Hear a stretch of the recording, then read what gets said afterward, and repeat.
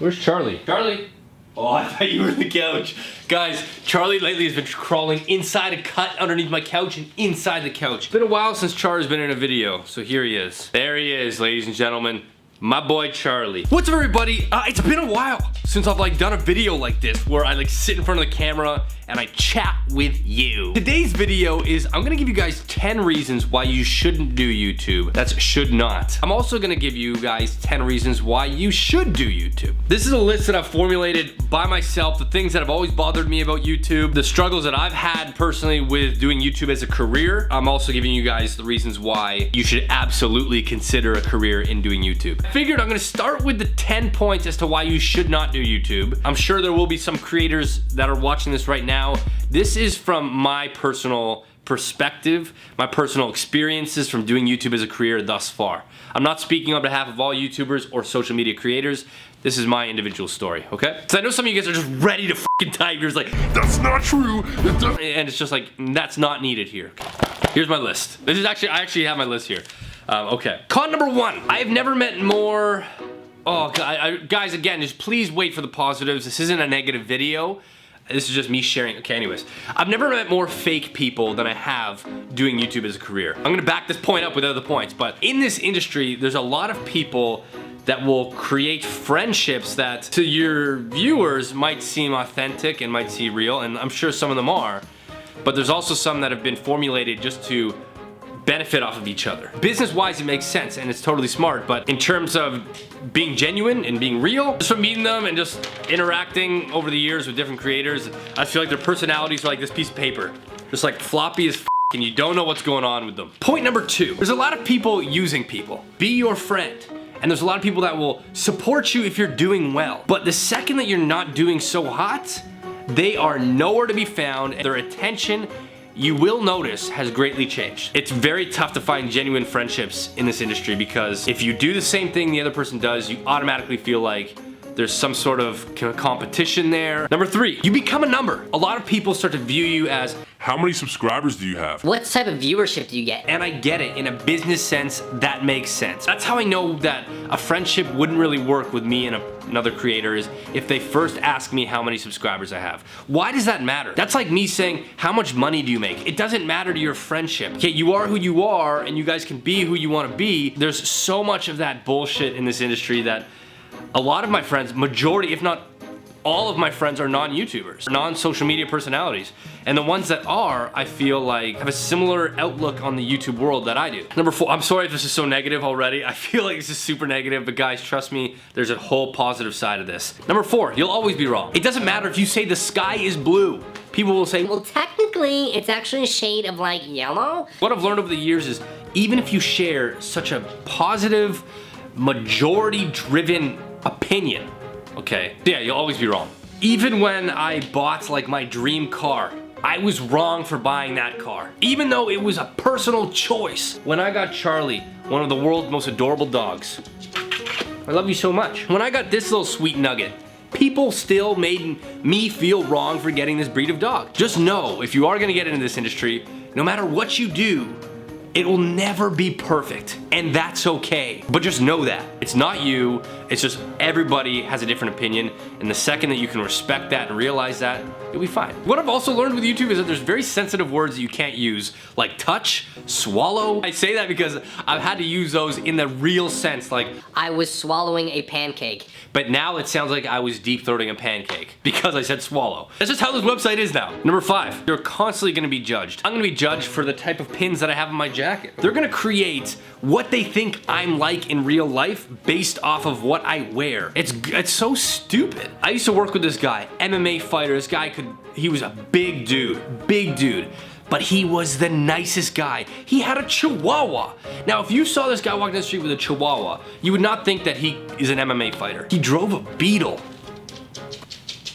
Like, those are like curveballs. I don't mix, I fell for it. It taught me that I can't make these judgments based off of things like a dog or a car, because those things don't represent who he is as a whole person. Number 6, there's a lot of behind the scenes bullshit. I guess it goes back to the number thing. Maybe together we can make each other better people. I'm not necessarily looking at you to make me have more viewers or get more likes on Instagram. Again, that's not a trait of you being a better person.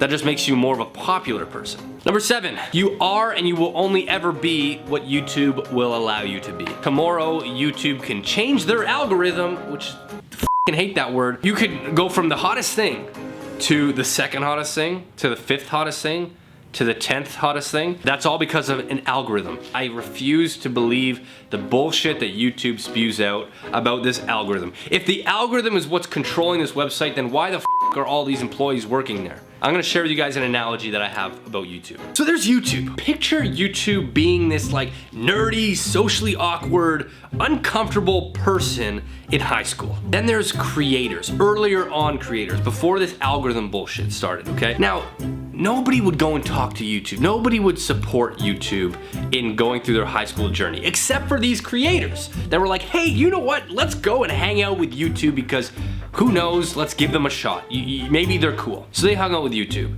Then other people in the school realized, oh, like YouTube does actually have some friends. And then they started wanting to hang out with YouTube. So they went and hung out with YouTube. Now YouTube is getting more and more popular until YouTube was the most popular person in school.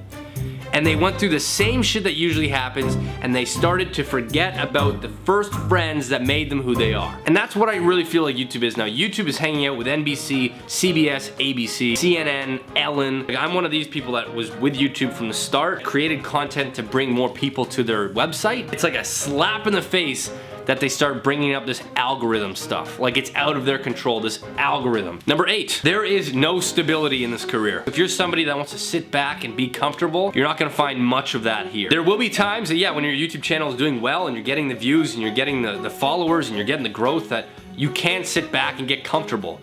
But I promise you that there will be a time that will stop, your star will start to fall, and then you're kind of like, what the f***? What do I do next? There's no benefits, so there's no dental, there's no like if you need to get your eyes checked, there's none of that. You need to go to the doctor, it's coming out of your own pocket. Number 9, you've got no control. A lot that you're not in control of that made me write this point down, I don't know.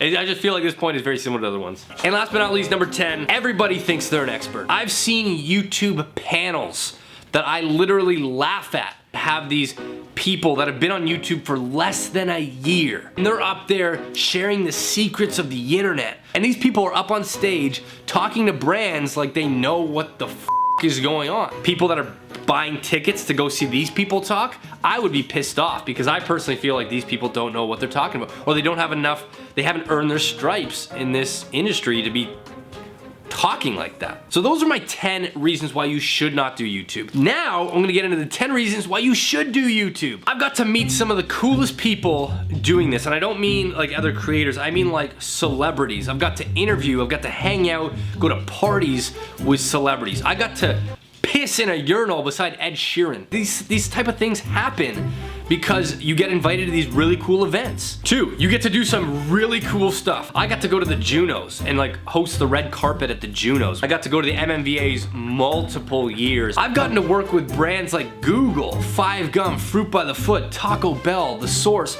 I get to work with these really cool brands. There's a lot of free shit. Then I'll say it. There's a lot of free shit. 3, an outlet for creativity. Even if you're not like a number hunter. Like what I mean by that is like going after subscribers, going after views. You can still get these cool ideas that are in your head out to the internet. Or like a funny joke or a funny idea and get it out there. And get it out of your body. Number 4, you get to make friends all over the world. When shooting Dan for a week, I got to go to Europe.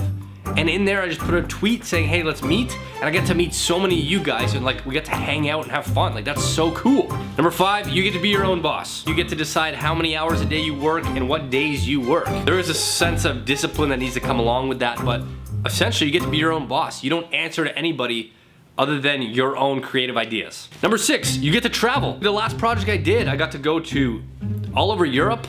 I got to go to California, travel all of Canada before. It's brought me all over the world doing YouTube for a living. And if you do it right and you do it tight, I had to say it.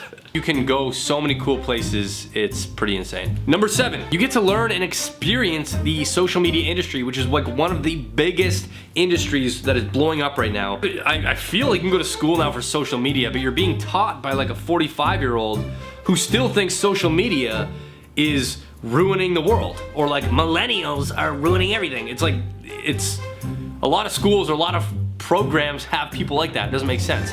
So become your own expert by trial and error and learning through doing this. Number 8, I got to buy my dream car. Again, this is gonna create so many opinions in the comments down below. It's how I was able to afford it, was I did something I loved, I worked hard at it, and I was able to get it. Number 9, I get to share my humor. I'm not gonna invite my friends over and do like a stand-up set, that's just weird. So I'll do it on the internet. And last but not least, number 10, which is what made me really sign up for YouTube and do it all these years, is you get to be a role model. To a lot of people, that's not even on their list, that's not even on their radar, and that's okay. That's not for everybody. I use this platform to do that to the best of my ability. Now take what you will from this video. Whether you feel like YouTube is a negative thing or whether you feel driven and motivated now to do it, that was the point. I wanted you guys to draw your own conclusions. I wanted this to be a real, genuine, unsponsored view that I feel I can give you. If you guys like this video, give it a thumbs up. Subscribe to my channel if you haven't. See you guys in my next video. See you guys later.